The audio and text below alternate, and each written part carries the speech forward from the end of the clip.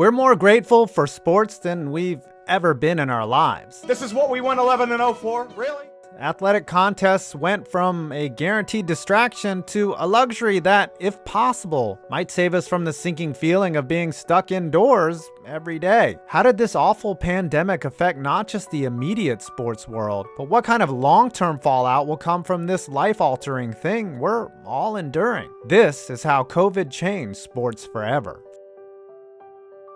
First, let's cover the immediate impact of the virus. The lack of fans and, perhaps more annoyingly, TV broadcasts trying to trick us into thinking the stands were packed to the gills like a $10,000 dinner at the French Laundry. We heard unconvincing waves of cheers, oohs and ahs, even some in-character booing in Philadelphia after Carson Wentz skied another pass.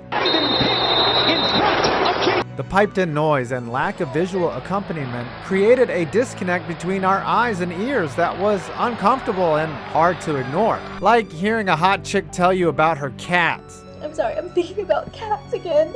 For a number of baseball games, Fox experimented with CGI fans, but like with the 200 Avatar sequels in the works, we'd simply prefer nothing at all. Instead, we could hear the dialogue on the field more clearly than ever. The play being barked by a quarterback at the line of scrimmage, the groan of a slashing guard fouled at the rim, and a glorious "what the bleep" belted into the ref's mic for all 2 million Nickelodeon viewers to enjoy. If that doesn't earn you the MVP, I don't know what does. On the flip side of the coin, players, coaches, and refs can enjoy a heckler-free experience. No umpires told to get their eyes checked, no batteries coming down on Santa Claus like acid rain, and nothing for Steven Jackson and Ron Artest to punch, but the air.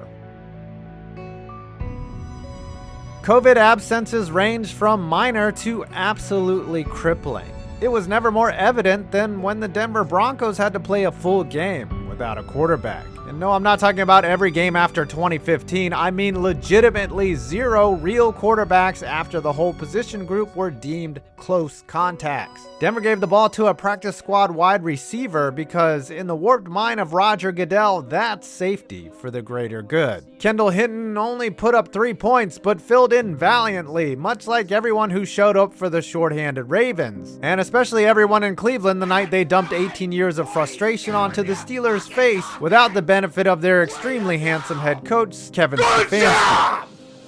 Congratulations, you it. The MLB went through dicey periods with games postponed due to positive tests. The NFL the same, but inside their Floridian bubble, the NBA never suffered a positive test or postponement. Good job to the NBA, NASCAR, and the UFC who kept positive tests to a minimum. And mega props to the UFC who created Fight Island, a place that sounds like you have to engage your bartender in hand-to-hand combat just to get a frozen margarita. Now let's cover the long-term effects of COVID on sports. Ultimately, sports in the post-COVID landscape will have to navigate the fallout that lasts 5 years to a decade from now, culminating with the final biggest change that will for sure affect both me and you for a long time.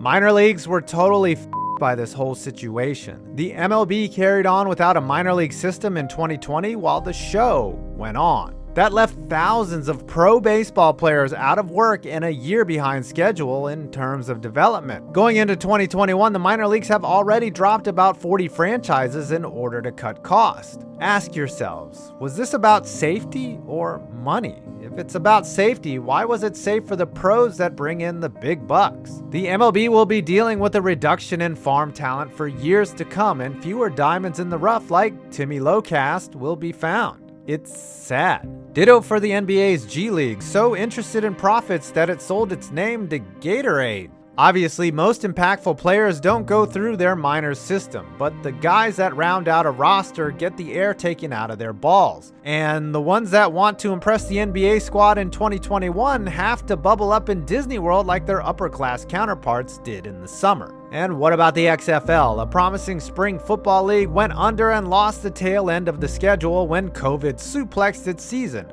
But who knows what The Rock will be cooking and whether or not he can develop some NFL-level talent. One of my favorite sayings of all time is, Empires aren't built in comfort zones. And if you have goals, whether they be career, fitness, relationships, good music is going to be part of that. That's why Raycon is disrupting the electronics industry by designing premium wireless audio for half the price with zero compromise. Just like you, they do things different. They set themselves apart by prioritizing the customer experience. Trailblazers like Mike Tyson, Melissa Etheridge, and Snoop Dogg all rock Raycons, and now you can too. Personally, I love the different styles and designs that they come in, and they're great for just sitting around and relaxing in my own home, which I do a lot of. Raycons have 6 hours of playtime, seamless Bluetooth pairing, more bass, and a compact, comfortable, noise-isolating fit. Look how snug these bad boys are. So after this video, you can set your own trail on fire by going to buyraycon.com/5 points from the link below and get 15% off your order. Again, that's buyraycon.com/5 points to get 15% off your order. Raycon. It might take longer than we think to get that game day experience back. Depending on the state, stadium capacity is a complete variable. The Miami Dolphins had the go-ahead to pack their stadium to the gills, while the 49ers were booted by Santa Clara and had to crash on the Cardinals' couch for a month. It's a nice thing to look forward to, but don't expect to be able to see your favorite team in person or even tailgate in the parking lot unless your team plays in a red state, or unless your governor really wants to see his team win in the playoffs.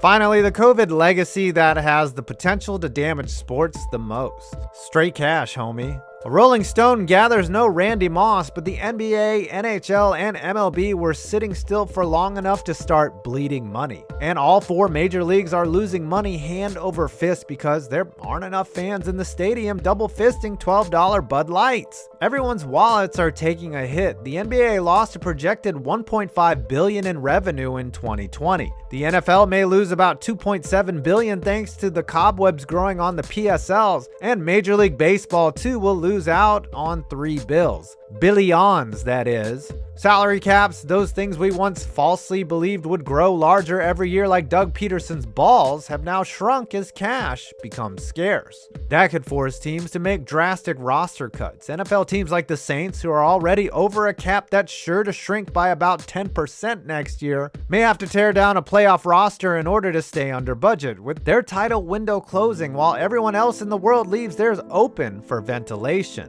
The NBA may get creative to make up for lost revenue by selling a second ad on the jerseys of its 30 teams, which by the way may end up being 32 teams in a quick bid to recoup. That might be the greatest thing to happen to Seattle since Russell Wilson flew quite literally under 31 other NFL radars. When the Houston Rockets have TikTok ads on their jersey and a blindfolded Dale Morey apologizes for his Hong Kong comments on closed-circuit TV, we will know that the NBA has once again both been broken and broken even. The NHL has already sold out the naming rights of its realigned divisions, the Honda West, Scotia North, Discover Central, and the Mass Mutual East. Plans for the MyPillow division were widely scrapped. They're also selling ads on their helmets.